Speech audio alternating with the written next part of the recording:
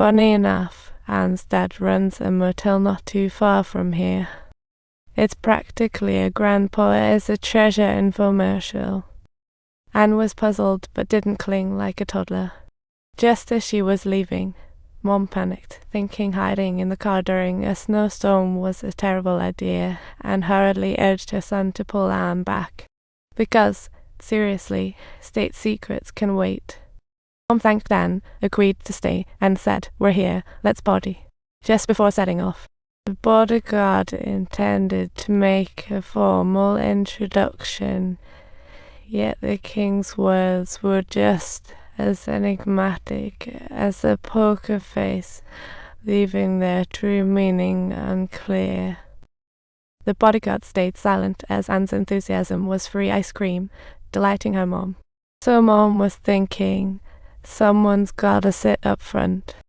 During the ride, Anne tried showing them the sights, but the king was as cold as a block of ice and wouldn't say a word. It wasn't until they hit the pothole that Anne noticed his face change, thinking, how have you never sat in the front seat? Kings usually sit in the back, and even if he was in the front, $1 million car shouldn't bump like that. She didn't want to blow a cover over the small stuff, so she blamed it on the car going too fast. Just as she was about to roast it, Mom in the back tried to smooth things over.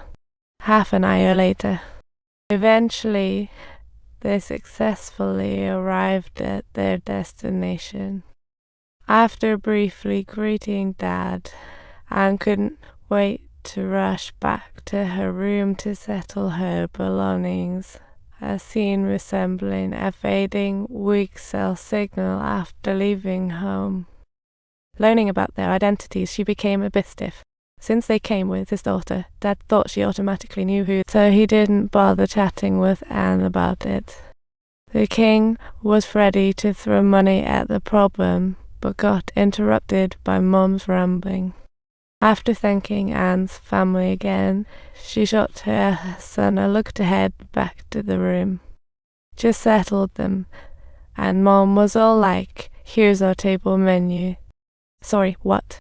A pillow menu? Anne had never heard of it, and seeing their silence, she asked. The king suddenly understood something. "Sorry to keep you waiting. I promise you'll have a blast." "Thanks." Half an hour later, she was back downstairs, feeling grateful for Anne's help today. "Did your mom send you here to say this?" "I'm not a kid. I don't need Mom. Tell her not to worry." Watching her leave, Anne couldn't help but sigh. The guy looked so dapper. Too bad he was a grown man who needed reminders for eating. That was just frustrating. The storm outside was raging, while the guests inside were a bunch of busy little birds, parting up a storm. Meanwhile, the king looked like a drag queen, totally out of place. And nicely reminded, "Just so you know, we're occasionally invited." Mealtime arrived, and the king's phone rang inopportunely. Mom said, with sympathy, "Let's eat. He has urgent business."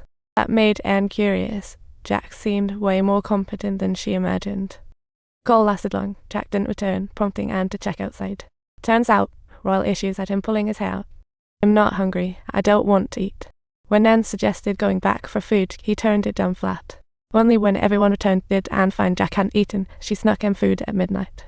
Carrying the tray, her hand felt warm like hot chocolate. This was obviously reheated or redone. As she pondered this, the king surprisingly shot her a smile. The next day, everyone packed early. Jack brought up the food from the night before, thanked her, and praised, "I'm glad you liked it, and you can expect a lot more food." The snow had fallen all night, and the roads were covered in white, making it impossible for cars to move. This place was remote, not on main roads, so the snowplows were like a game you just can't win. "Maybe we can lie down together."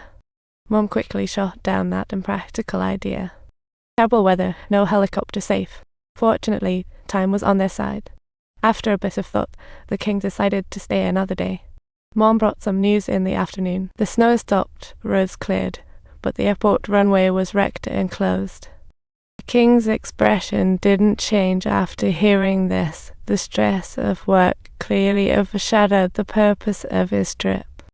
Mom noticed and felt for him, subtly suggesting he vent, but unaware Anne was eavesdropping. Anne overheard their political conversation by accident and was stunned. She searched Jack's name in those countries, realizing these strangers were important. During tonight's grand parade, Mom decided to ask Anne and her dad to guide her son for relaxation. Seeing Jack again, her mood was completely transformed from their first meeting. It seemed like they were coordinating to keep the two in the back of the line. Anne introduced Jack to local customs at the parade, leading some to think he was her boyfriend.